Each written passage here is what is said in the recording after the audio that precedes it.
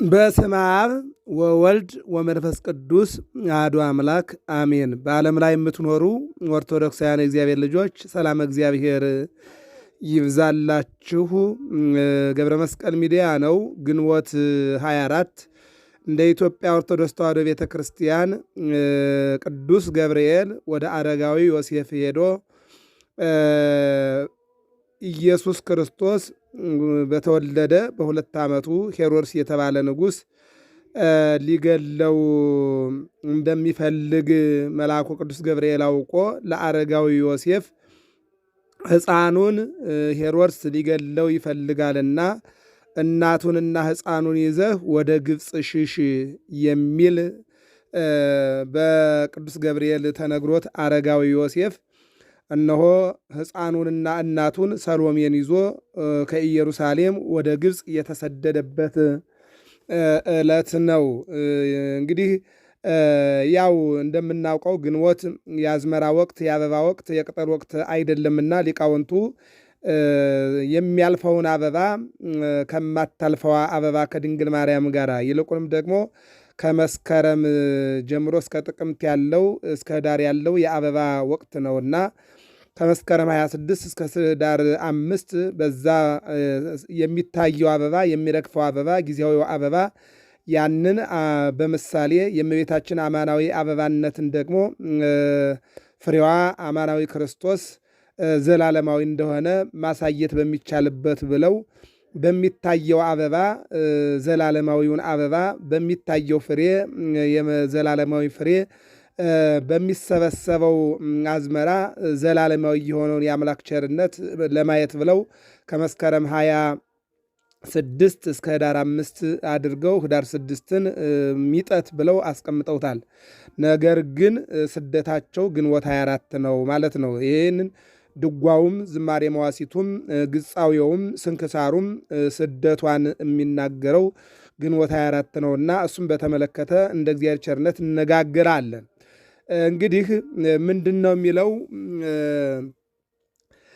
ጌታችን ኢየሱስ ክርስቶስ ከእናቱ ከእመቤታችን ከቅድስት ድንግል ማርያም ከዮሴፍና ከሰሎሜ ጋር ወደ ግብፅ ምድር ወረደ ይላል።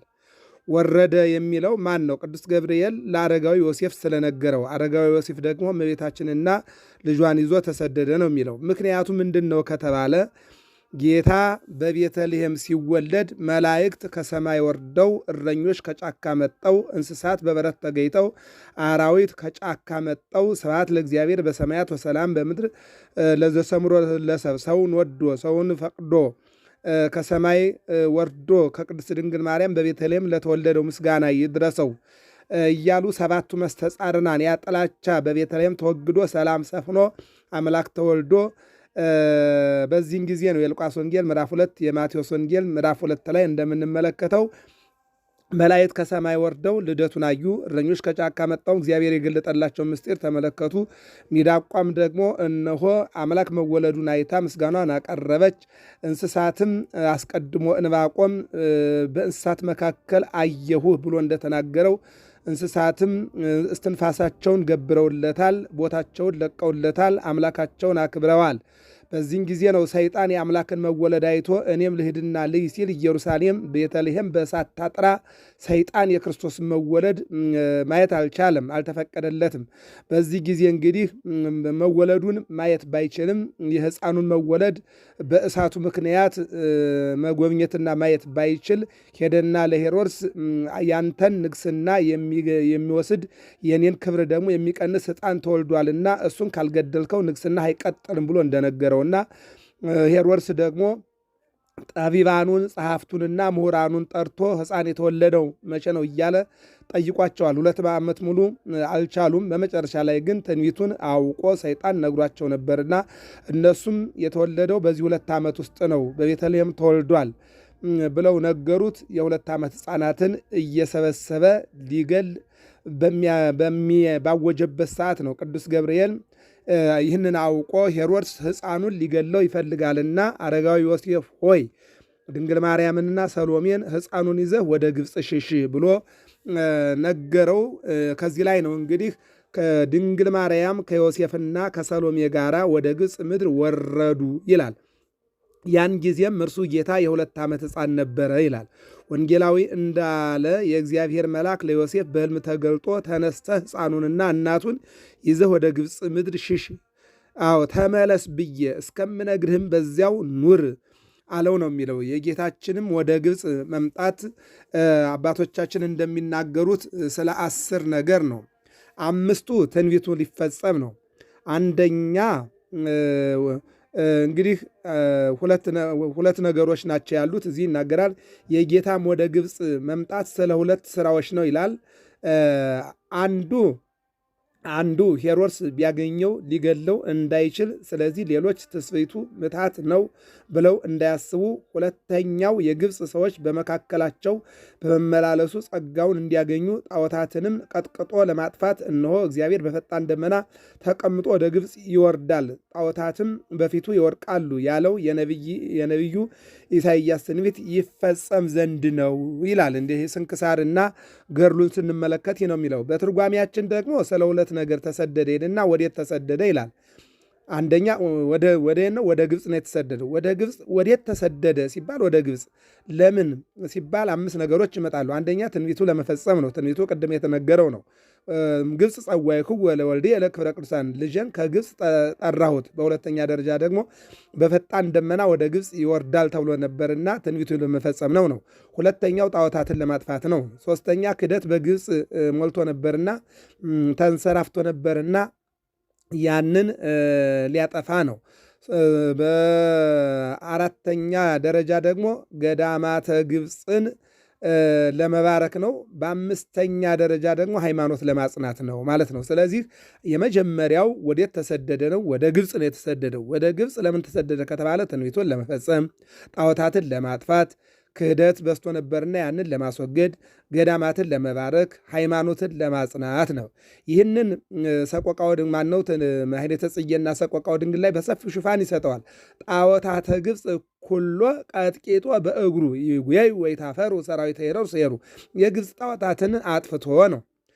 ስለዚህ ይህንን ለማድረግ ነው። ሁለተኛው ደግሞ ወዴት ተሰደደ ለሚለው ግብፅ ከሆነ ለምን ተሰደደ የሚለውን ደግሞ እንዲሁ በ5 ይተረጉሙታል። አዳምን ለመካስ አዳም 7 ዓመት በገነት ቆይቶ ከዚህ በኋላ አትብላ የተባለውን በለስ በልቶ ወደ መሬት ተሰዶ ነበርና ያንን ለመካስ ነው። ሁለተኛ ለመልከጼዴቅ ቃል ተገብቶለታል። የመልከጼዴቅን ቃል ኪዳን ለመፈጸም ነው። ሶስተኛ የአበውን ስደት የአብርሃም የያዕቆብ የይስሐቅን ስደት ለመባረክ ነው። አራተኛ ያለ ጊዜው ስለማይሞት ዘወር ማለት ስለነበረበትና ትንቢቱን ለመፈጸም ነው።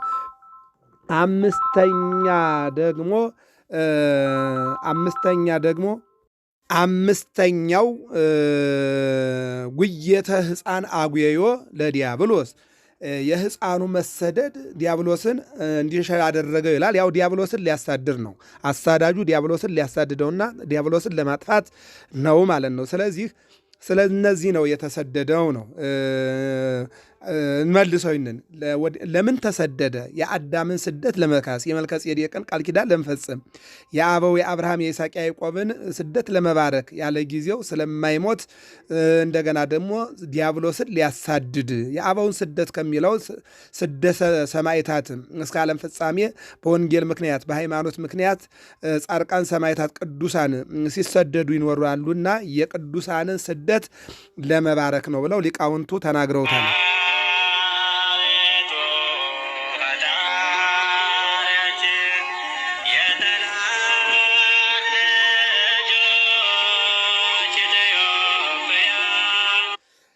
የክብር ባለቤት ጌታችንም በረቀቀ ጥበቡ ሸሸ። በመጀመሪያም የደረሱበት ሀገር ስሙ በስጣ ይባላል። አልተቀበሏቸውም። በዚያም የውሃ ጉድጓድ ቆፈሩ። ያችም ውሃ ለሩቆች ፈዋሽ ስትሆን ለዚያች ሀገር ሰዎች ግን መራራ ሆነች ይላል። ሰቆቃወ ድንግል ላይ ማየት ነው።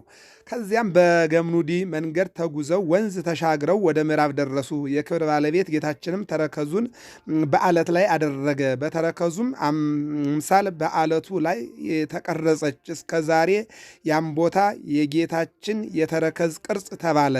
ጌታችንም እመቤታችን ድንግል ማርያምን እናቴ ሆይ በዚህ ቦታ ቤተ ክርስቲያን በስምሽ ይሰራ ዘንድ እንዳለው እወቂ፣ በውስጡም ድንቅ ተአምራትን አደርጋለሁ፣ ስሙም ደብረ ምጥማቅ ይባላል አለና ስለ ግንቦት 21 ቀን ታሪክ እዚህ ላይ ነው በስደት ላይ የነገራት። በዚህ ቦታ ላይ በስምሽ ቤተክርስቲያን ይሰራል፣ ስምሽ ይጠራል አላት። እንደተባለውም ደብረ ምጥማቅ የሚባል ገዳም ተገደመ። ግንቦት 21 ቀን በዚያ ክብሯ ተገለጠ። 5 ቀን ሙሉ በደብረ ምጥማቅ በጉልላቱ ላይ ክብሯ ለአሕዛብም ለሕዝበ እግዚአብሔርም ላመኑም ላላመኑም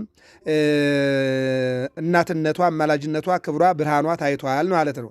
ከዚያም ወደ ፀሐይ መግቢያ ወዳለ ባህር ሄዱ። የአስቄጥስንም በረሃ ዱር ከሩቅ አዩ። ጌታም በላዩ ባረከ። እናቱንም እናቴ ማርያም ሆይ በዚህ ዱር ውስጥ ብዙዎች ሰዎች መነኮሳትን ሆነው በገድልም ተጸምደው በመላእክት አምሳል ያገለግሉኛል አለና ይቺ ርዕሰ ገዳማት እንደሆነችና የገዳም መጀመሪያ እንደሆነች ለእመቤታችን ነግሯታል ማለት ነው። ለዚህ ነው ዛሬ ምንኩስና ይልቁንም ደግሞ ገዳም መነሻው ይሄ ነው። የጌታም መሰደድ ገዳምን ሊያጸና ምንኩስና ሊባርክ መሆኑ ይሄ ነው ማለት ነው። ከዛም በፀሐይ መውጫ በኩል ወደ አለ ተራራ ሄዱ። ዮሴፍም የሚመረኮዘው በትር በእጁ ነበር። ጌታችንም ይህ ቦታ የሚያቃጥል በረሃ ነውና እንቀመጥ አለ። ጌታችንም የዮሴፍን በትር አንስቶ ሰበራት፣ ጥቃቅን ስብርባሪዎች አድርጎ በዚያ ቦታ ተከላቸው። በከበሩ እጆቹ ጉድጓድ ማሰ። መዓዛው የሚጣፍጥ ውሃ ፈልቆ ፈሰሰ። ከዚያ ውሃም በመሃል እጁ እየዘገነ የተከላቸውን ስብርባሪዎች አጠጣቸው። ወዲያውኑ በቀሉ፣ አድገውም ታላላቅ ዛፎች ሆኑ። ከእርሳቸውም ጣፋጭ ሽታ ሸተተ። እርሱም ከሽቶዎች ሁሉ እጅግ የሚጣፍጥ ነው።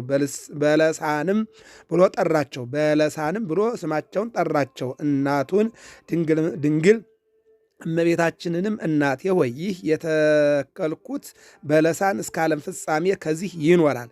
የክርስትና ጥምቀትንም በአብ በወልድ በመንፈስ ቅዱስ ስም ለሚጠመቁ ከእርሱ ቅባት ይገኛል አላት። የዚያም ስም መጠሪያ ነው። ከዚያም ብህንሳ ወደሚባል አገር ሄዱ። ትርጓሜው ቤተ ኢየሱስ የሆነ በኢየሱስ ወደሚባልም ቤተ ኢየሱስ የሆነ በኢየሱስ ወደሚባልም ቦታ ጌታችን ኢየሱስ ክርስቶስም በሽታውን ደዌውን ሁሉ የሚፈውስ የጉድጓድ ውሃ አደረገ ይላል።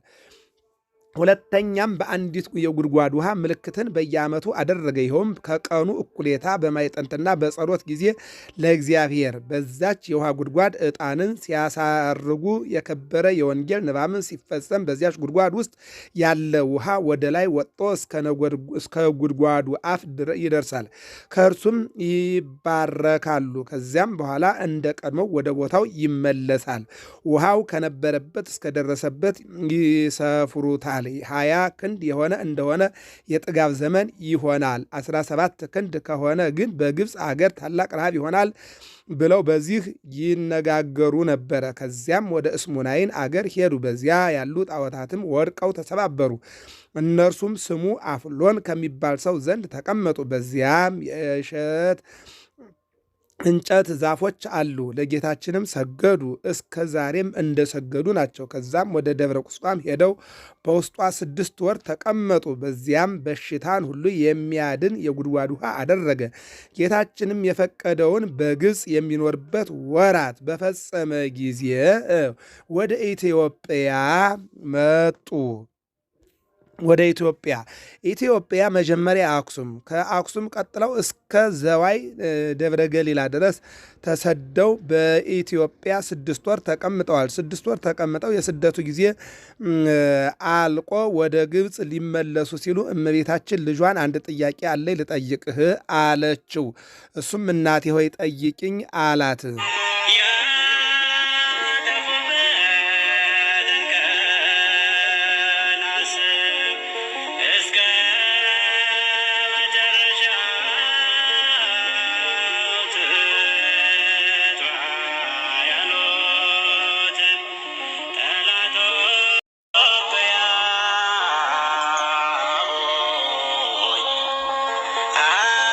ቅኝ አላት። ይችን አገር ኢትዮጵያን ወድጃታለሁ። ኢትዮጵያ እጆቿን ወደ እግዚአብሔር ትዘረጋለች። ለኢትዮጵያ ሕዝቦች ምግባቸውን አዘጋጅህላቸው። ኢትዮጵያውያን ይሰግዳሉ።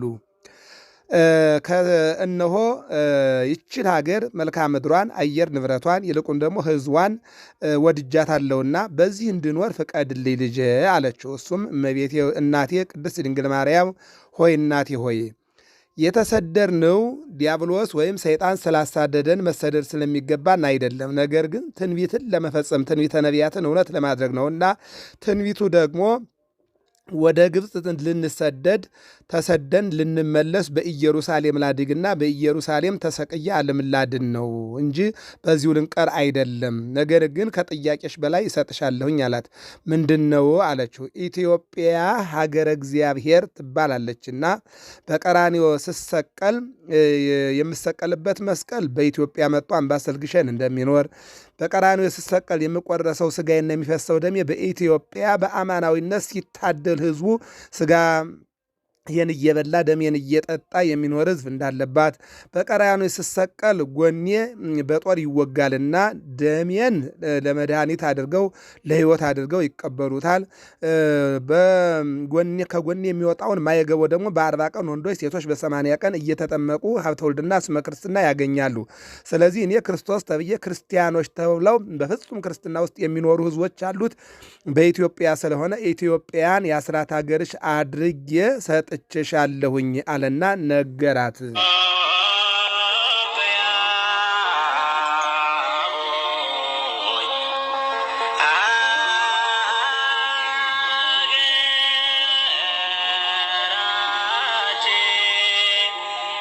እሷም ደስ አላትና እሽ እንመለስ አለችው። ኢትዮጵያን 6 ወር ከተቀመጡ በኋላ እንደገና ከዘዋይ ወደ አክሱም ከአክሱም ወደ ግብፅ ተመልሰው ሲሄዱ አንቺ ሀገር እነሆ የአስራት ሀገሬ ነሽ፣ ለዘለዓለም ልጄን ወዳጄን እየጠየኩኝ የእናት ልመና አንገት አያስቀልስም ፊት አያስመልስምና ሳማልድና ስለምንልሽ እኖራለሁ ብላ ለኢትዮጵያ ልጇ በሰጣ ቃል ኪዳን ቃል ገብታ የኢትዮጵያ አማላጅና እናት ሆና ድንግል ማርያም ትኖራለች። ኢትዮጵያም ደግሞ የእመቤታችን የቅድስት ድንግል ማርያም የአስራት ሀገር፣ የቅዱስ ጊዮርጊስ የቄሰ ገበዝነት ሀገር፣ የቅዱስ ማቴዎስ ወንጌላዊ የስብከት ሀገር ተብላ ስትጠራ ትኖራለች ማለት ነው። ጌታችንም የፈቀደውም በግብፅና በኢትዮጵያ የሚኖርበት ወራት በፈጸመ ጊዜ ይህም 3 ዓመት ከ6 ወር ነው። በሰቆቃወ ድንግል ዘመነ 1 ዓመት ወአዝማነ 2 ዓመት ወመንፈቀ አዲ 3 ዓመት ከ6 ወር ማለት ነው። ከቆዩ በኋላ ሄሮድስ ሞተ። ሄሮድስም ከሞተ በኋላ ከእግዚአብሔር የታዘዘ መልአክ አረጋዊ ዮሴፍን ሕፃኑን የሚፈልገው ሄሮድስ ተነስቷልና ይዘህ ተሰደድ እንዳለ እንደገና ደግሞ ተመልሶ ለዮሴፍ በሕልም ታይቶ የሕፃኑን ነፍስ የሚሹት ሙተዋልና ሄሮድስ ከነሰራዊቱ ሙተዋልና ተነሳ ሕፃኑንና እናቱንም ይዘህ ወደ እስራኤል አገር ተመለስ አለው። ያን ጊዜም ተመልሰው ወደ ምስር ደረሱ። ወደ መዓልቃም በዚያ በዋሻ ውስጥ አደሩ። እርሷም እስከ ዛሬ የቅዱስ ሰርጊስ ቤተ ክርስቲያን ናት። ከዚያም ወጥተው ወደ መጣሪያ ደርሰው በውስጧ ጠቡ። ይችም የውሃ ምንጭ አስቀድመን እንደተናገርን ጌታችን ያፈለቃት ከዚያች ሰዓት ጀምሮ የተባረከችና የከበረች ሆነች። ከዚያም ጌታችን የተከለው የክርስትና ጥምቀት የሚፈጸምበት በለሳን ቅባት የሚወጣው ነው። በእርሱም ደግሞ አብያተ ክርስቲያናትን ንዋየ ቅድሳትንና ታቦተ ሕጉም የሚከበርበት ድኅነትም የሚደረግበት ለክርስቲያኖች ሁሉ መመኪያቸው ነው። በጌታችን መመለስም ልጄን ከግብፅ ጠራሁት ያለው የኦዝያን ትንቢት ተፈጸመ። ስለዚህም ተአምራትን በግብፅ ድንቅ ስራንም በጣኔዎስ በረሃ ያደረገ በማለት እየዘመርን በዚች ዕለት መንፈሳዊ በዓልን ልናደርግ ይገባልና ከቅድስት ድንግል ማርያም ተወልዶ ስለ እኛ ለተሰደደ ለእግዚአብሔር ምስጋና ይሁን። በእኛ ላይም በልጆቹ የእመቤታችን አማላጅነት የእግዚአብሔር ቸርነት እንዳይለየን የአምላካችን መልካም ፈቃድ ይሁንን። ስለዚህ